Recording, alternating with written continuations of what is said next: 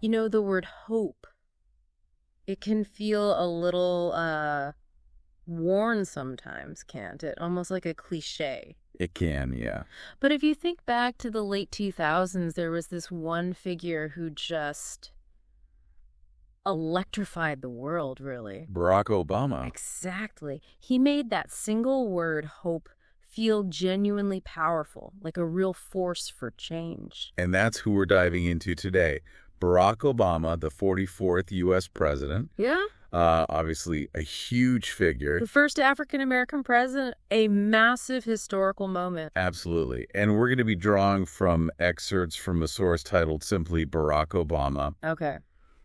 To really try and, get under the skin of his journey, his time in office, and, well, his lasting impact. So the mission here is basically to understand what made him tick, the key aspects. Exactly. Distill the crucial insights, the things that help us understand why his presidency resonated so much. And when you look at his early life, it's immediately striking, isn't it? Just how many different worlds shaped him. Totally. Born in Honolulu. Right. Kenyan father, mother from Kansas. That cultural mix right from the start. And then his parents separating. Those years in Indonesia. Yeah, and then back to Hawaii. It definitely wasn't like a standard American upbringing. Not at all. And these weren't just, interesting facts for a biography. They really laid the groundwork for how he saw the world later on. You mean the questions he was asking himself? Precisely. He was grappling early on with these fundamental questions. Who am I?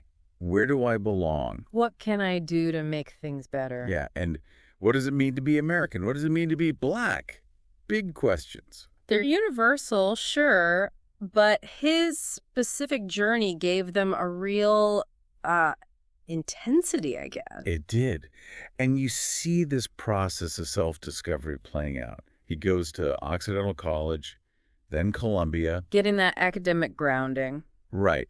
But there was clearly this pull towards something more hands-on, beyond just studying politics. Which led him to Chicago, the community organizing. Exactly. And that time working in poorer neighborhoods, helping people with jobs, schools, housing, it was really formative. He said it was the best education he ever had, didn't he? He did. Which, coming from someone who then went to Harvard Law School, is pretty powerful. It really tells you something about his belief in, grassroots work. Absolutely. It shows this core idea that change comes from understanding people's actual lives. A bottom-up view. Right. Not just top-down policy. Real leadership means knowing what communities need. Mm-hmm. And then, of course, Harvard Law. Being the first Black president of the Harvard Law Review. That was huge. Brought him a lot of attention, right?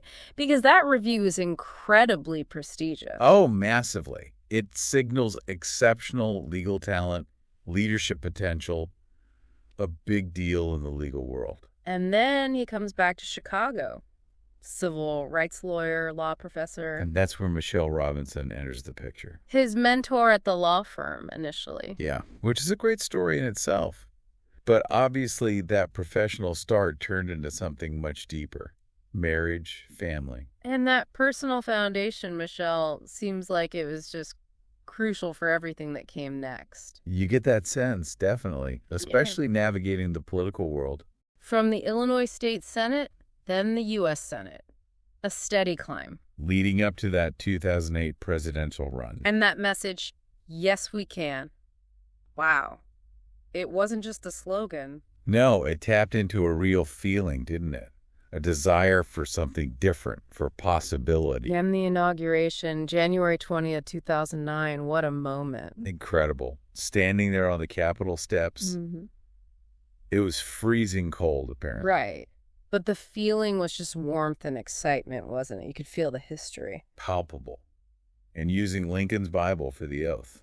Powerful symbolism, underscoring the weight of it all. It really did. But, that symbolism quickly ran up against some harsh realities. He inherited an absolute storm, didn't he? The Great Recession. Oh, yeah. Businesses closing, people losing jobs, banks failing. Yeah. A deep, deep crisis. What was the immediate response? He moved fast. That Yeah. big economic stimulus package. Controversial, I remember. Very. Yeah. But the idea was, classic Keynesian economics, government spending on infrastructure, schools, trying to protect jobs, basically injecting money to stimulate demand. Mm-hmm.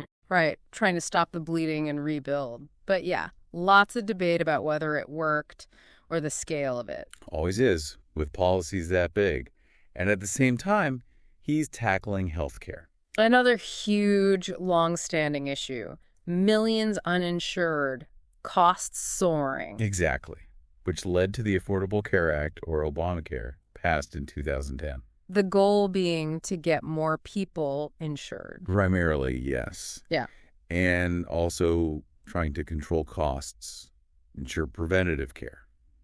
A major overhaul of the system. And again, sparking massive political debate. Still does. For sure. He put it plainly, though. In the wealthiest nation on earth, no one should go broke just because they get sick. But the source mentions it wasn't just about these huge policies, right? That there's a human touch, too. Very much so. His interactions with ordinary families, comforting victims of tragedy, talking to students, those moments really connected with people. And that quote, "We are the change that we seek," that sense of personal responsibility. Exactly, that individual agency. And then 2011 brought a really significant event. The bin Laden raid? Yeah. The Navy SEALs operation in Pakistan, locating and killing Osama bin Laden after that long hunt. A major moment. I remember his address to the nation. Very direct. Justice has been done. A real sense of finality. Alongside that, though, his focus was often on diplomacy, wasn't it? Definitely. Leading talks on climate change, working to end the wars in Iraq and Afghanistan. And reopening relations with Cuba after, 50 years? Over 50 years, yeah. Yeah. A huge shift. And that focus on diplomacy and cooperation earned him the Nobel Peace Prize back in 2009. But it wasn't all smooth sailing. The source talks about the challenges, too. Oh, absolutely. He faced intense political opposition. The country became much more polarized during his time. And those personal attacks, the racist stuff like the birther conspiracy. Yeah, really ugly. But the source emphasizes how he handled it with calm, with grace. We can disagree without being disagreeable. That was one of his lines. Yeah, exactly. And the truth is, we're all connected. We rise and fall together, trying to bridge those divides. And then there were those incredibly powerful, sort of unexpected moments. Like Charleston. After the church shooting in 2015, his eulogy for Reverend Pinckney. And then starting to sing Amazing Grace. Just, wow. A moment of incredible grief, but also profound connection and hope somehow. So looking back at the 8 years, it's this picture of navigating crises, wars, division. Definitely. But also bringing, as the source says, humor and heart to the White House. The basketball games, the music nights, making it feel a bit more accessible, maybe? Perhaps. More relatable for some people, certainly. And then comes January 2017, leaving the White House. That peaceful transfer of power, which is so fundamental. Yeah. And they stayed in D.C. for a bit, right? Yeah, so Sasha could finish high school, a real family decision. Shows his priorities as a dad. And he had that quote about democracy. Oh yeah, democracy does not require uniformity. Our founders quarreled and compromised and expected us to do the same. A good reminder. Very relevant. And his work didn't stop there, did it? The Obama Foundation. No, he jumped right into that.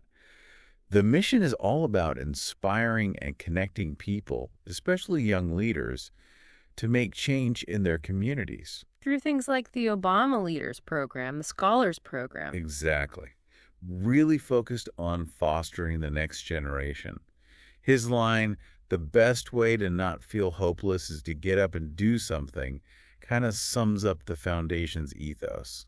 And the plans for the Obama Presidential Center in Chicago, it sounds like more than just a museum. Much more. Yeah. A hub for learning, leadership, community engagement. Museum, park, community spaces. He said it's not about him, it's about us, about the next generation. Right. A forward-looking vision for it. And he's definitely kept his voice in the public sphere. Oh, yeah. Speaking out on equality, climate change, democracy. Supporting voting rights, education, encouraging young people to get involved. And the writing, of course. A Promised Land. Huge bestseller. A really detailed look at his journey in the presidency. Incredibly detailed. And Michelle's book, Becoming, was equally massive. They've both really shaped the conversation through their memoirs. And now through their production company, Higher Ground, with Netflix. Winning an Oscar for American Factory. Right. Telling stories they believe need to be told, inspiring stories. It's another platform for impact. And you still get the sense, even now, that he's seen as this calm, steady voice. In a pretty chaotic world, yeah. Yeah. More about listening and teaching than just drama. And those phrases, they just stick, don't they? Yes, we can. Fired up, ready to go. The arc of history bends toward justice. They've become part of the language. They really have. So ultimately, the legacy. It seems like it's more than just laws passed. It's about inspiration, isn't it? Especially for young people, that feeling of being seen. Exactly. Leading with purpose, not just power. And that quote captures it. I believe in the power of stories, voices. Together, we can build the better world.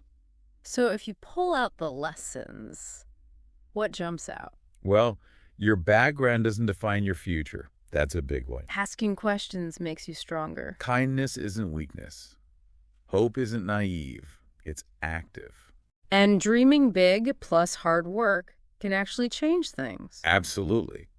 It's not just about being the first Black president, historic as that was.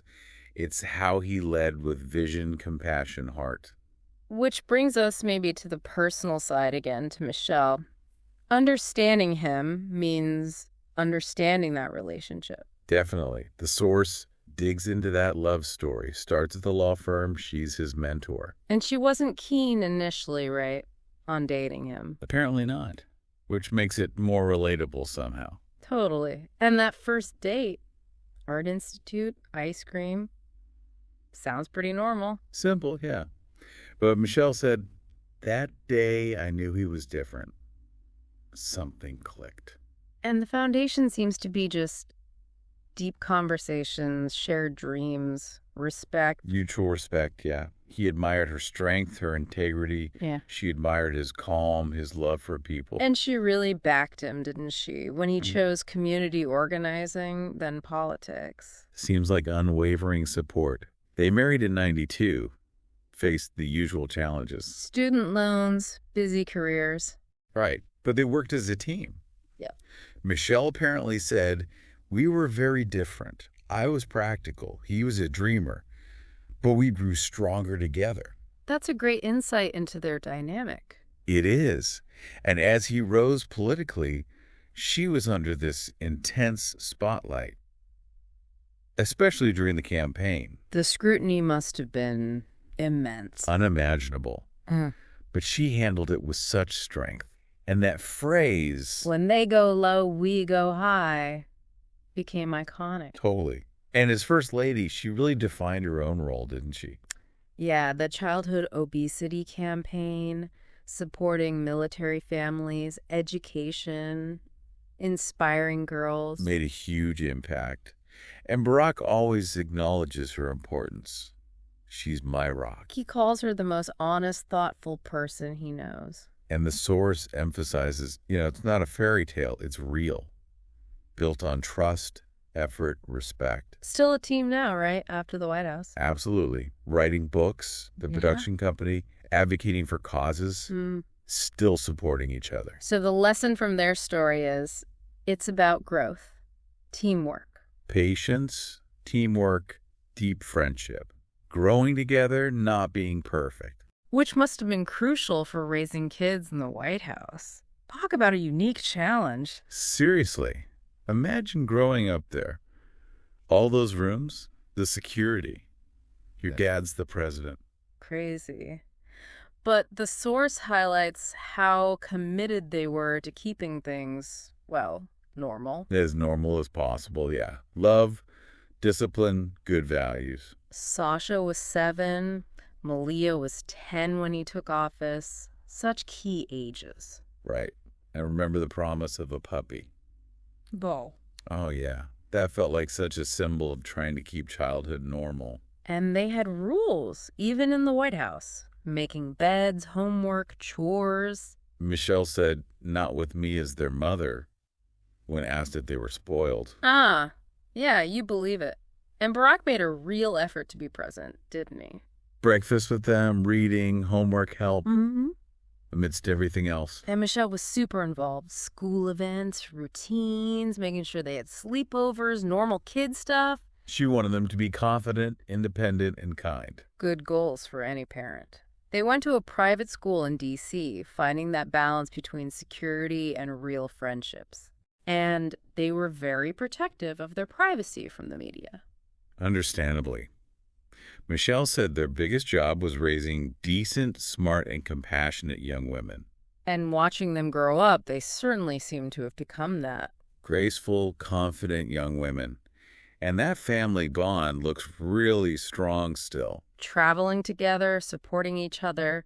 Barack saying being their dad was his proudest achievement. So touching. It really puts things in perspective. And now Sasha and Malia are adults living more privately. But you imagine those values stuck. You do. It shows that parenting is about being present, teaching values, no matter where you are, even the White House. Okay, let's shift gears a bit. Another huge part of Obama, his public speaking. Oh, absolutely central. That powerful voice. It was a key tool for his leadership, wasn't it? Inspiring people, uniting them, bringing that sense of hope we talked about. That 2004 Democratic Convention speech, that was the moment for many people, right? The big introduction. There is not a liberal America and a conservative America. There is the United States of America. It just cut through the noise. Yeah. Marked him as someone special. And his style, it wasn't overly complicated, was it? No, very clear, rhythmic, heartfelt. He used stories, simple ideas to connect. And you felt he believed it. There was an authenticity there. Totally. Which gave his words real weight, whether it was a celebration or a tragedy. Like that 2008 speech on race, A More Perfect Union, tackling such a tough subject. Head on, referencing the Constitution, saying improvement takes honesty and effort, challenging but hopeful. And then, yes, we can. Just 3 words. But it became this global symbol of belief in change, didn't it? So simple, so optimistic, so effective. And his response in tragedies. We mentioned Charleston already, that compassion. Singing Amazing Grace. It showed his humanity, his empathy in such a powerful way. He also used his speeches to really motivate, especially young people. Yeah, the future's in your hands. Don't let anyone tell you you can't do something. Big focus on education and self-belief. And he carried that onto the world stage, too. Definitely. Advocating for peace, climate action, freedom, cooperation, positioned himself as a global citizen. It's interesting the source notes why English learners like his speeches. Yeah, the clarity, the slower pace sometimes, the meaningful words. Short sentences, repetition, that emotional connection, it makes it easier to follow. And it wasn't just the words, was it? It was the delivery. The pauses, the silence. His expressions, body language, all part of the communication toolkit. Very effective. So his impact wasn't just domestic. He was a huge global figure. Absolutely. His election in 2008 was celebrated worldwide. There was this real sense of anticipation globally. And he consciously tried to shift America's image, didn't he? Very much so. Focus on peace, respect, partnership. That 2009 Cairo speech, reaching out to the Muslim world. Seeking a new beginning, a big symbolic moment. And that led, in part, to the Nobel Peace Prize that same year for strengthening diplomacy and cooperation. His whole approach seemed very focused on diplomacy. Yeah, the Iran nuclear agreement in 2015 is often seen as an example of that, trying to solve things through talking. And working with allies on big challenges, terrorism, disease, climate change. His point was always, no nation can meet the challenges of today alone. Collaboration was key. The Paris Climate Agreement in 2015 stands out there, doesn't it? A huge global achievement, and he played a major leadership role, called it a turning point for the world. But he also made tough calls. The Bin Laden mission, for instance. Right. It wasn't only diplomacy. He acted decisively on security, too. And his travels. That trip to Kenya sounded particularly meaningful. His father's birthplace, being called our son. You could see his pride in Kenya's progress. And he focused on supporting Africa more broadly, too. Yeah, programs for young leaders, education, health, saying Africa's future is up to Africans, but the world must support them. And elsewhere. Asia, Europe, Latin America. Improving trade in Asia, strengthening alliances in Europe, reopening ties with Cuba, engaging across the board. And inspiring young people everywhere, seems like. That message again. The world needs your ideas, your energy, your dreams. Universal appeal. And that global work continues post-presidency through the foundation. Promoting democracy, education, cooperation, still very much engaged. So the source wraps up by pulling out these 10 life lessons from his journey, which feels like a good way to synthesize things. Yeah, and framed nicely for anyone learning, especially English learners, given his own path and use of language. Okay, let's touch on them. Lesson 1, your story matters. Embrace your background. It's a strength. Like he saw his own possibilities in his father's story. Lesson 2, education is power. Lifelong learning, crucial for language learners too. Absolutely. Best anti-poverty program is a world-class education, he said. Powerful. 3, speak with purpose. Words matter. Practice, speak meaningfully. Tied to number 4, listen before you speak. Understanding others is key. Stand in their shoes. 5, failure is part of the journey. Don't give up. Mistakes are steps. So important. He said, making your mark is hard, takes patience, comes with failure. 6, stay calm under pressure.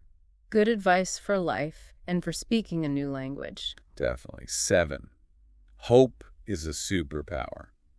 Not blind optimism, but belief that effort makes things better. 8, unity is stronger than division. Work together. Practice English together. Good connection. 9, be true to yourself. Authenticity builds confidence. And finally, 10, never stop dreaming. Keep pursuing goals with effort and hope. The road ahead will be long, but I've never been more hopeful.